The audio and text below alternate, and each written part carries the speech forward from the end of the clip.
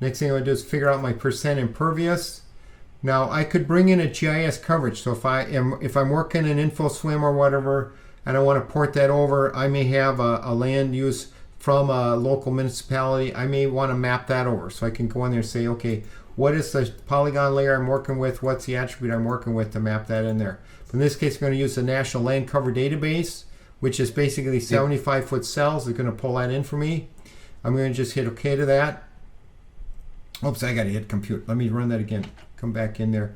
I have to select all my subbasins and turn that on and hit the compute button first. So let's do that. It'll calculate it for us. So you can see it's downloading that data for me, so I don't have to go find it, which is always kind of a pain, right? It's like, I know I used it like a month ago. Where the hell is it? You know, I don't need to think about that now. I just click and it done, right? And what we've done recently now is we've also started hosting all these federal government servers data on our own servers, because on weekends they down their servers for maintenance. On sometimes in the evenings they're down. You know, sometimes even during the day they're down. The FEMA stuffs are always down. They're every time I go on FEMA, they're so we decided, screw that. We're just going to take their data, bring it in, and just host it ourselves.